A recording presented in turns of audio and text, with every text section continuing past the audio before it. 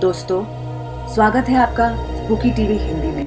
आइए सुनते हैं ये डरावनी कहानी, प्रेतनी के प्रेम में पागल मन। आज के समय में प्रेम करने और प्रेम दर्शाने के लिए लोगों के पास समय की कमी हो गई है। लोग सब कुछ 5G की स्पीड में चाह रहे हैं।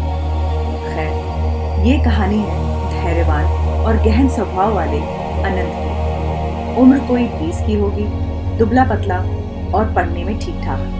अनंत शहर में अपने महाविद्यालय के हॉस्टल में रहा करता था और स्नातक की अंतिम वर्ष की पढ़ाई कर रहा था। वो जिस महाविद्यालय में पढ़ाई करता था वो शहर से थोड़ा दूर बाहर था और पूरी तरह से जंगल से लगते हुए क्षेत्र में था। जिस हॉस्टल में वो रहता था वह 5 मंजिला था और अनंत का कमरा 4थी मंजिल पर था। कभी अगर वो भूलकर अपने कमरे की खिड़कियां या दरवाजे को खुला छोड़ देता तो बंदर, गिलहरी या बिल्ली उसके कमरे में आ जाते थे और इसी वजह से वो हमेशा सजग रहता था। अनंत प्रतिदिन शाम को अपने कमरे से बाहर निकलकर फुर्सत में बालकनी में बैठ जाता, फिर घंटों तक हारमोनियम बजाता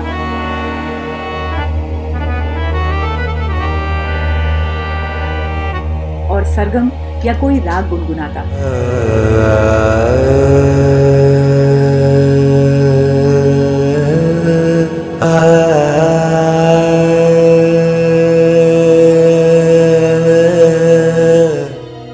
इससे उसे प्रकृति की गोद में होने का एहसास होता, जिससे उसके चेहरे पर हर वक्त प्रसन्नता छाई रहती और पढ़ने में भी खूब मन लगता था। एक दिन जब वो बालकनी में बैठकर हारमोनियम बजा रहा था और मधुर आवाज में गुनगुना रहा था, तभी अचानक उसे पता नहीं क्यों ऐसा लगा, कुछ दूरी पर जंगल के एक मोटे तने वाले पेड़ की ओट से कोई उसे देख रहा है। वो थोड़ा सकपकाया और हारमोनियम बजाना बंद करके गुनगुनाते हुए दूर उस पेड़ के आसपास देखने लगा, पर अब उसे वहां कोई दिखाई नहीं दे रहा था। उसने इसे अपने मन का वहम मान लिया और साथ ही यह भी कि हो सकता है कोई छात्र आदि हो जो उधर घूमने गया हो, पर ऐसा संभव नहीं था क्योंकि वो पेड़ थोड़ा दूर था और उधर जंगल में कभी भी कोई छात्र अकेले नहीं जाता था। हाँ, कभी कभी कुछ उत्साही छात्र जाते थे, पर वे भी टोली में। खैर, वो फिर से हारमोनियम बजाने लगा, पर अब उसका मन हारमोनियम बजाने और गुनगुनाने में न लगकर बार बार उसी पेड़ की ओर चला जाता। दूसरे दिन जब वो बालकनी में हारमोनियम लेकर बैठने ही जा रहा था, तभी अचानक उसका ध्यान उस जंगली पेड़ की तरफ फिर चला गया, पर आज वहां उसे कोई नहीं दिखाई दिया। फिर वो बालकनी में बैठकर हारमोनियम बजाने लगा और पता नहीं क्यों हारमोनियम बजाते बजाते अचानक उसका ध्यान उधर ही जाने लगता। उसने अपने मन व आंखों पर काबू करने की कोशिश करके ज्यों ही एक लंबी तान छेड़ी, तभी फिर से उसका ध्यान उस पेड़ की ओर चला गया। हाँ, अब वहां कोई दिखाई दिया था जो थोड़ा सा पेड़ की आड़ से बाहर निकलकर इस तरफ ही देख रहा था। अनंत अपनी जगह पर खड़ा हो गया और गौर से उस पेड़ की ओट में खड़े व्यक्ति पर अपनी नजरें गड़ाने की कोशिश करने लगा। वहां झुरमुट में कोई तो था और वो भी अकेले, और इतना ही नहीं, वो भी अनंत को देख रहा था, पर अभी भी यह स्पष्ट नहीं हो पा रहा था कि आखिर वो है कौन। कोई बाहरी आदमी, कोई औरत या महाविद्यालय का ही कोई छात्र या छात्रा। इन दिनों रात को अनंत की नींद गायब थी। वह लेटे लेटे बार बार यही सोचने की कोशिश कर रहा था कि आखिर वो कौन है जो पेड़ की ओट से उस पर नजर गड़ाए रहता है। कहीं कोई गलत इरादे से उसे देख तो नहीं रहा। बहुत सारे सवाल भी अब उसके जहन में आने लगे थे।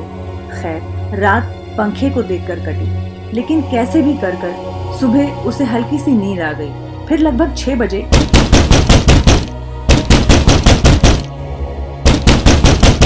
किसी ने दरवाजा खटखटाकर उसे जगा दिया। अनंत ने आधी नींद में जाकर अपना दरवाजा खोला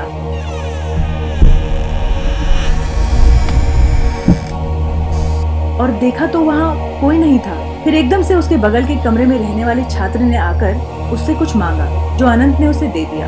अनंत का मन बोझिल सा हो रहा था। वो बालकनी में आ गया। अरे ये क्या, इतनी सुबह फिर से उस पेड़ के पीछे कोई दिखाई दिया, पर आज वो व्यक्ति ऐसा लग रहा था कि जैसे हाथ के इशारे से अनंत को बुला रहा हो। दूरी अधिक थी, और बीच में छोटे छोटे झुरमुट और पेड़ आदि भी थे, इसलिए कौन है यह स्पष्ट नहीं हो पा रहा था। खैर, अब अनंत पूरी तरह से तल्लीन होकर कोहरे को चीरता हुआ उस पेड़ के पास ही देखने लगा। धीरे धीरे अनंत के दिल की धड़कनें और शरीर की बेचैनी बढ़नी शुरू हो गई थी और अब उसे ऐसा लग रहा था कि उस पेड़ के पास कोई लड़की खड़ी है जो हाथ के इशारे से उसे बुला रही है।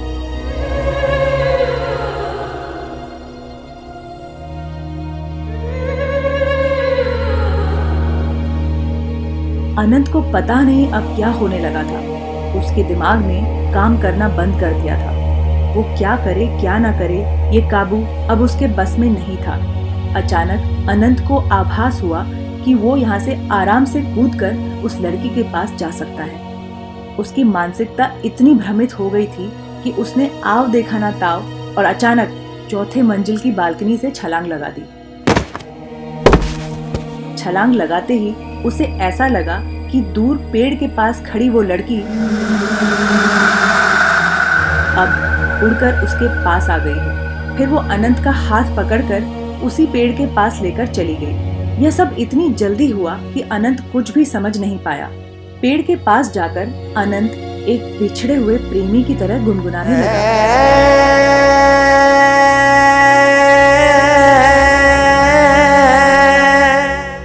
और वो लड़की मंद मंद मुस्कान के साथ झूमने लगी।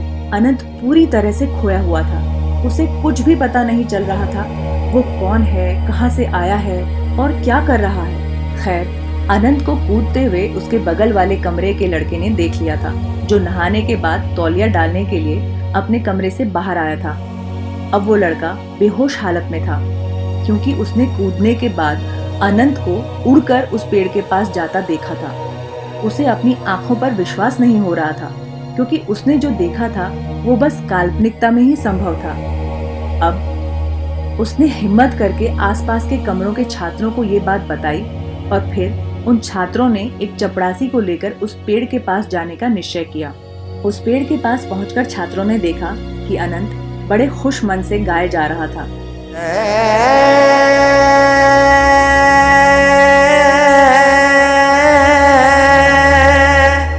पर उसके हाव भाव से ऐसा लग रहा था कि वो गाना अकेले नहीं, किसी और के साथ गा रहा है।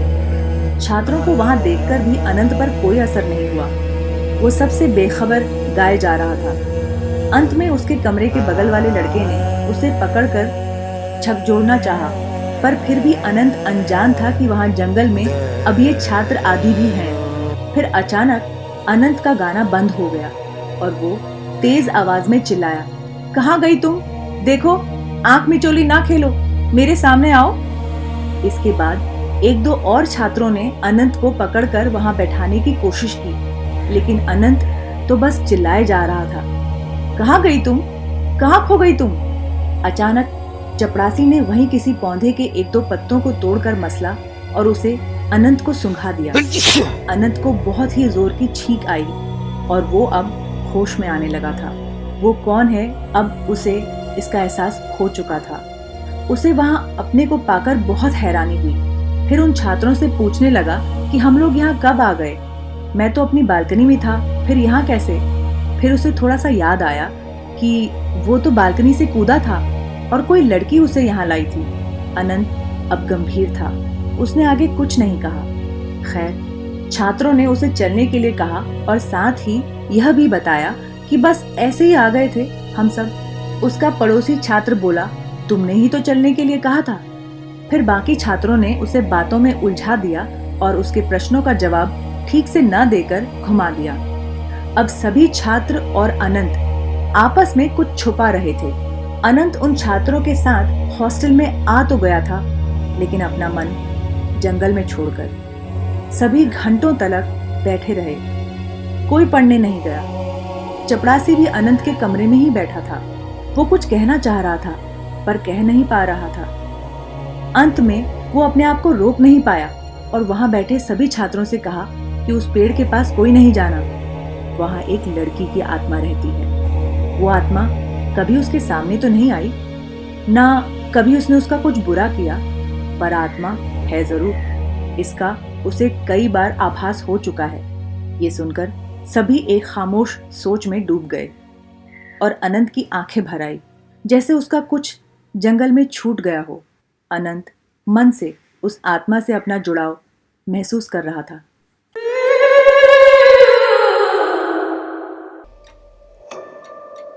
ये कहानी अच्छी लगी हो तो लाइक करें और कमेंट करें। ऐसी ही डरावनी कहानियाँ सुनने के लिए सब्सक्राइब करें हमारा चैनल स्पूकी टीवी हिंदी। और हाँ, अगली कहानी के नोटिफिकेशन के लिए बेल बजाना ना भूलें। धन्यवाद।